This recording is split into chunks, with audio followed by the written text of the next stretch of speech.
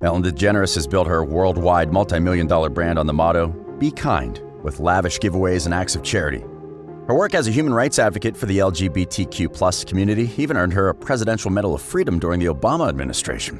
The comedian got her start in New Orleans, working her way up the late-night ladder as a featured comic before she received her starring role on ABC's Ellen in 1994, and later began the famous talk show The Ellen Show. Well, after everything that has gone down, Ellen could possibly be a no-show. Is she getting canceled? Stick around to find out as compiled by Riveted. First of all, let's just start by saying that it's hard to put someone like Ellen down. She is freaking one of the richest people in the world. Ellen has a line of products as Bed Bath & Beyond and PetSmart. She has a digital presence with Ellen Digital Ventures that includes EllenTube and the popular iPhone game Heads Up. She has collaborations with Warner Brothers and earned a $20 million paycheck for her Netflix comedy special in 2018. She also has a side gig flipping luxury real estate that rakes in millions. Ellen and her wife, Portia de Rossi, have bought and sold luxury homes across the Los Angeles area, as well as Beverly Hills, Santa Barbara, Laurel Canyon, and Malibu. And her client list is almost as famous as she is. DeGeneres has hosted the Academy Awards, Grammy Awards, and Primetime Emmys. She's authored 4 books and started her own record company, 1111, as well as a production company, A Very Good Production. She's also launched a lifestyle brand, ED Ellen DeGeneres, which comprises a collection of apparel, accessories, home, baby, and pet items. She has won 30 Emmys, 20 People's Choice Awards, and numerous other awards for her work and charitable efforts. The Ellen Show, on the other hand, has received 171 Daytime Emmy Award nominations and has won 61 Daytime Emmy Awards as of 2020, including 4 for Outstanding Talk Show and 7 for Outstanding Talk Show Entertainment, surpassing the record held by The Oprah Winfrey Show, which won 9.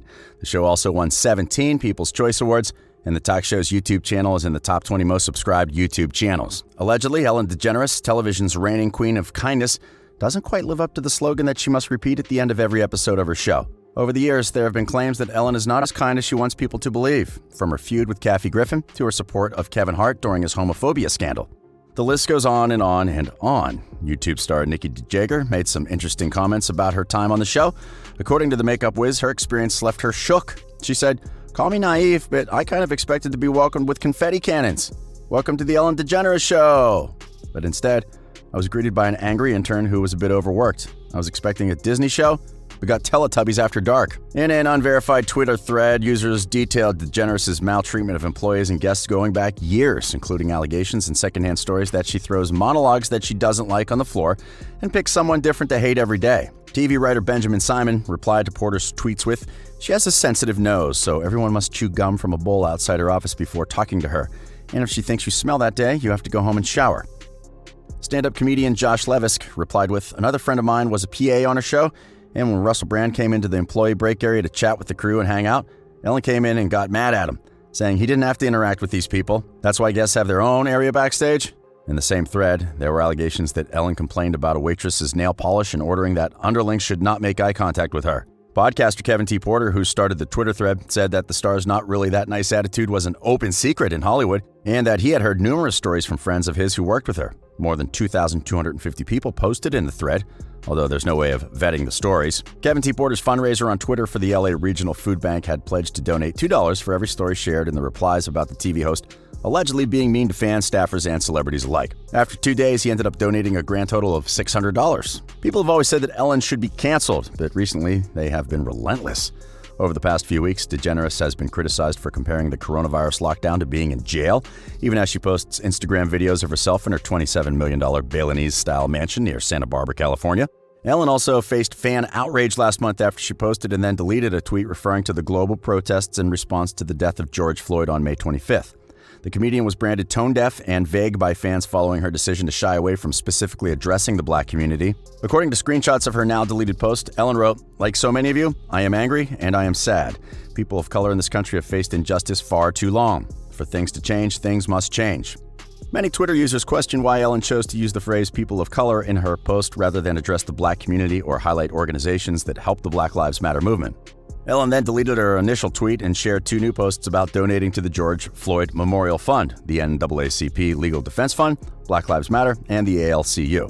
The allegations about the toxic work environment on her show have also made things much worse. At the start of the pandemic, Variety reported that the show didn't tell employees their pay would be cut. However, a spokesperson for Warner Brothers Television, which distributes Ellen's show, told Variety that the change was cleared with union reps and no crew member lost a job.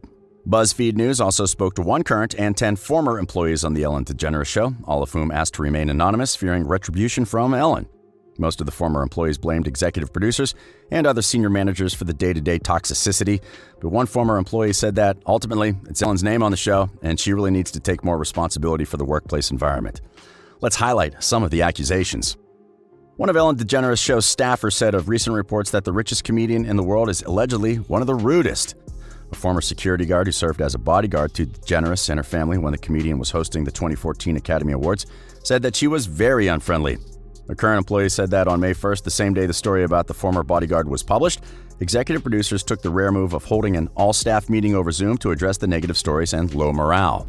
Employees were allegedly fired for taking bereavement days and medical leave and asked to delete GoFundMe pages used to pay for medical bills not covered by the show's health insurance.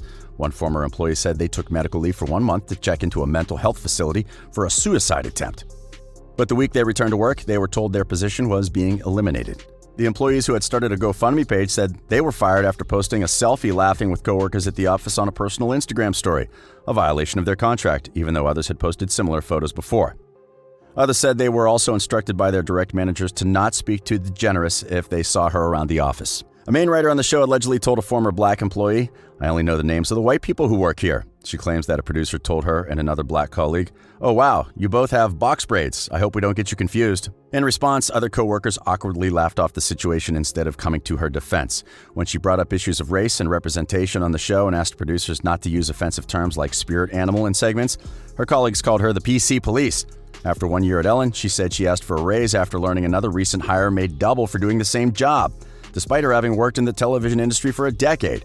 Her manager told her they'd see what they could do, but months went by and nothing happened.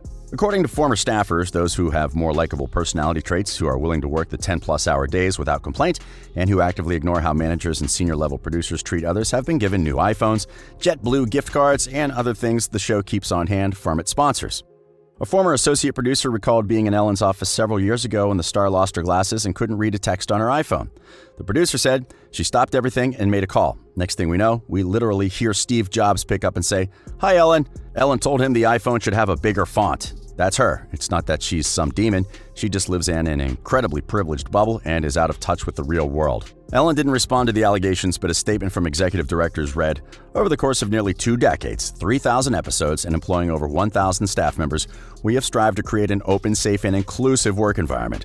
We are truly heartbroken and sorry to learn that even one person in our production family has had a negative experience. It's not who we are and not who we strive to be, and not the mission Ellen has set for us. For the record, the day-to-day responsibility of The Ellen Show is completely on us. We take all of this very seriously, and we realize, as many in the world are learning, that we need to do better, are committed to do better, and we will do better." As we said, it's really hard to cancel Ellen or her show. Advertisers pay a premium to reach DeGeneres' audience, which is largely made up of the lucrative demographic of women aged 25 to 54. A 30-second national spot during the Ellen DeGeneres show cost $51,570 during the fourth quarter of 2019, compared to $34,819 for Dr. Phil, $18,704 for Live with Kelly and Ryan, and $10,645 for Judge Judy. The Ellen Show brings in over $35 million to Warner Brothers each year and more than $50 million to DeGeneres. Thanks to her talk show, production house, and retail lines at PetSmart and Bed Bath & Beyond, Forbes estimates that DeGeneres is worth $330 million.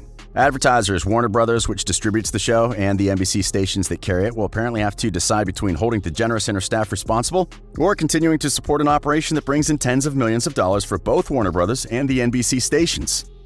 Well, we kind of know where they stand. No one in their right mind would easily let go of such cash.